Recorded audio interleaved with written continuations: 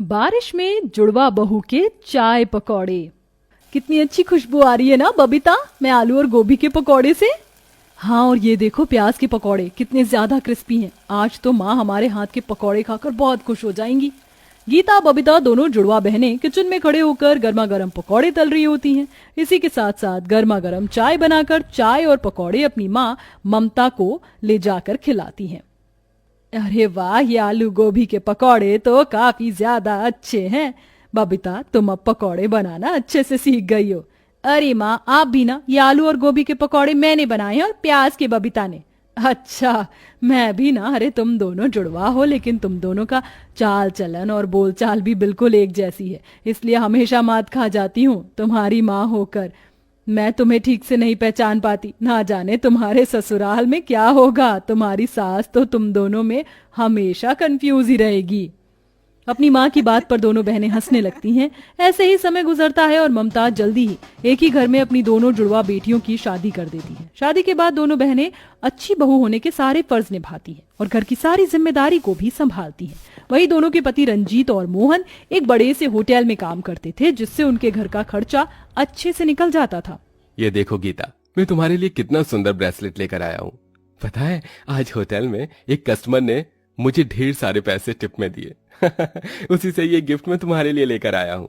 अरे जीजा जी, आप फिर मात खा गए। मैं गीता नहीं बल्कि बबीता हूँ। क्या? हे भगवान, आज फिर मुझसे गलती हो गई। मैं तो कह रहा हूँ कि तुम दोनों बहनें अपने गले में अपने अपने नाम का बोर्ड लटका कर घूमो, तभी जाकर पता चलेगा कौन गीता है और कौन बबीता।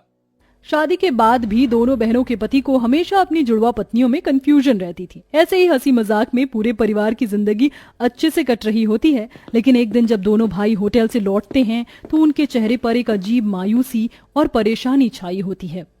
रंजीत, मोहन, क्या हुआ तुम दोनों को? तुम दोनों इतने परेशान क्यों हो? क्या बताएं माँ, हम जिस होटल में दोनों भाई काम करते थे वो होटल अब बंद होने जा रहा है। सुना है वहां पर कोई डोमिनोज का रेस्टोरेंट खुलेगा। आप लोग इतने परेशान मत होइए, कहीं ना कहीं आप दोनों को नौकरी मिल जाएगी। दोनों भाई काफी दिनों तक कई सारे होटल और अलग अलग जगह पर नौकरी ढूंढते हैं, लेकिन कहीं पर भी उन्हें नौकरी नहीं मिलती, जिसके चलते अब दोनों भाई ज्यादातर उदास रहते हैं। अपने दोनों बेटों को इस तरह उदास देख, कहाँ पहले मेरे दोनों बच्चे हंसी खुशी रहा करते थे और अब देखो इनके चेहरे पर से तो हंसी ही गायब हो गई है।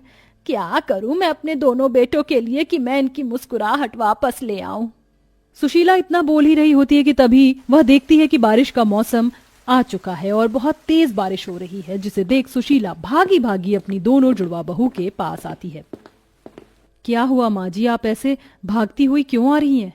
बहू, जल्दी से गर्मा गर्म पकौड़े बना। मेरे दोनों बेटों को बारिश में पकौड़े खाना काफी पसंद है। क्या पता इसी से उनके चेहरे पर मुस्कुराहट आ जाए। अपनी सास की बात सुन दोनों जुड़वा बहनें जल्दी से किचन में जाती हैं और गर्मा गर्म पकौड़े और चाय बनाकर लाती हैं। रंजीत और मोहन जैसे ही अपनी जुड़वा पत्नियों के हाथ की गर्मा गर्म पकौड़े खाते हैं। ये पकौड़े सच में तुमने ही बनाए हैं या किसी 5 स्टार होटल से ऑर्डर करे हैं? वाह, इतने टेस्टी पकौड़े तो मैंने आज से पहले कभी नहीं खाई। सच में बहुत टेस्टी हैं ये पकौड़े। तुमने तो सच में मेरी सोच से भी अच्छे पकौड़े बनाए हैं। इस बारिश के मौसम में इतने स्वादिष्ट पकौड़े खाकर तो मजा ही आ गया।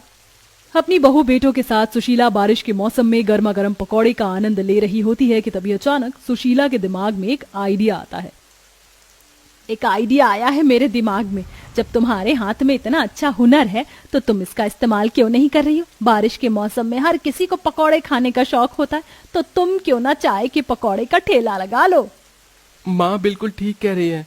तुम्हारा पकौड़े का ठेला चलेगा नहीं बल्कि दौड़ेगा। तुम बस एक बार हाँ कर दो। अपने ससुराल की हालत देखते हुए पकौड़े का ठेला लगाने के लिए दोनों मान जाती हैं और अगले दिन ही पकौड़े बनाने की सारी तैयारी कर ठेले पर पकौड़े बेचने के लिए निकल जाती हैं। आइए आइए और जुड़वा बहू के हाथ के गर्मा गर्म पकौड़े खाइए। एक बार आएंगे बार बार आएंगे।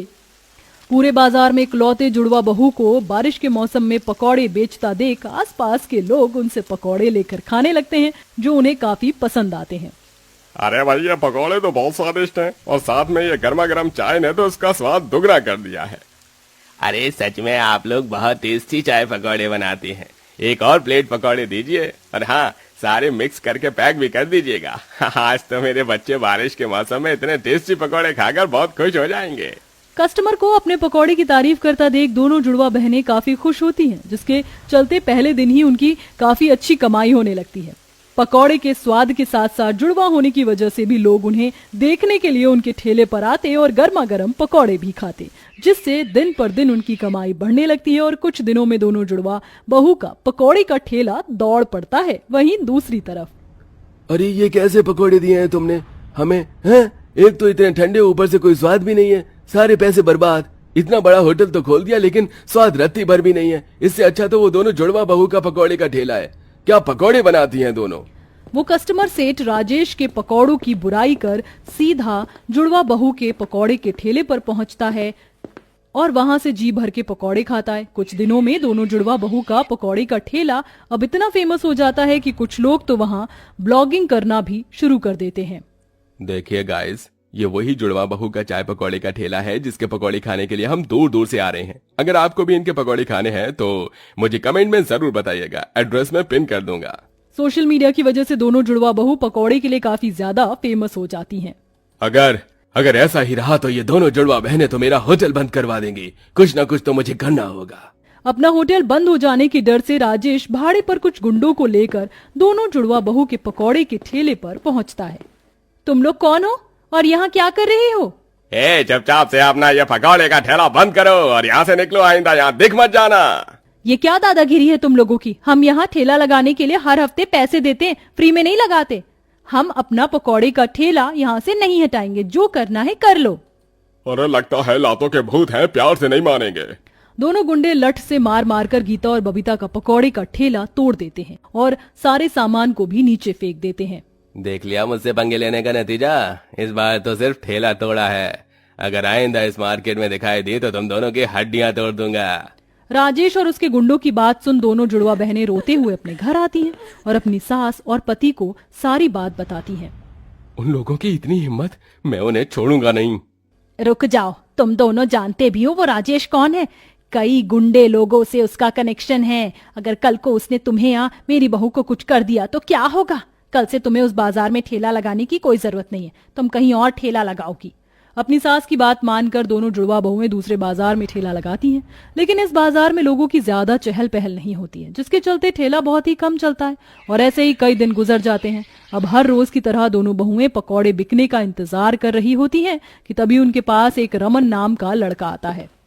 अरे दीदी, आप दोनों यहाँ अपने उस बाजार में अपना पकौड़े का ठेला लगाना बंद क्यों कर दिया? पता है, मैं अपने दोस्तों के साथ कई बार उस बाजार में आया था, लेकिन मुझे आपके पकौड़े का ठेला दिखा ही नहीं। रमन के पूछने पर गीता बबीता उस राजेश की सारी बात बताती हैं, जिसे सुन रमन को राजेश पर बहुत गुस्सा आता है। दीदी, आप दोनों और मुझे ये बताइए, जब उसके गुंडे आपका ठेला तोड़ रहे थे तो आसपास कोई ऐसी दुकान थी जहाँ सीसीटीवी कैमरा लगा हो? हाँ, थोड़ी दूर पर मेडिकल की स्टोर था, वहां पर लगा हो सकता है। बबीता के कहने पर रमन जैसे ही मेडिकल स्टोर पर जाता है कि सीसीटीवी कैमरा लगा हुआ देखता है और उस दिन की सीसीटीवी फुटेज निकलवाता है जिस दिन गुंडों ने ठेला तोड़ा था। रमन उस फुटेज को लेकर सीधा पुलिस स्टेशन में जाता है और अब अपने कुछ दोस्तों के साथ राजेश के होटल के बाहर जाकर नारा लगाना शुरू कर देता है। कौन हो तुम लोग और मेरे होटल के बाहर क्या कर रहे हो? हम तेरी गलती की सजा हैं, जो अब तुझे भुगतना होगा। जो तूने इन दीदी के साथ किया है वो सही नहीं किया, जल्दी से इनसे माफी मांग ले। हाँ, वरना ये लोग तुम्हारा वो हाल करेंगे जो तुमने सपने में भी नहीं सोचा होगा। जानते भी हो किसे धमकी दे रहे हो? बबीता की बात सुन राजेश उसे मारने के लिए आने वाला होता है कि तभी सभी लोग अपना फोन निकालकर उसकी वीडियो बनाने लगते हैं। थोड़ी देर में पुलिस भी आ जाती है और राजेश को पकड़कर ले जाती है। रमन, तुम्हारा बहुत बहुत शुक्रिया। अगर तुम ना होते तो हम कभी भी राजेश को उसकी गलती की सजा नहीं दिलवा पाते। दीदी, ये तो मेरा फर्ज है। अब आप जल्दी से अपना दोबारा से पकौड़े का ठेला लगाइए, मुझे आपके हाथ के बने हुए गर्मा गर्म पकौड़े खाने हैं। रमन की बात सुन दोनों जुड़वा बहुएं काफी खुश होती हैं, जिसके बाद अब दोनों जुड़वा बहुएं फिर से मिलकर अपना पकौड़े का ठेला लगाती हैं और कुछ दिनों में अब वो अपना होटल खोल लेती हैं और अब सब हंसी खुशी रहने लगते हैं।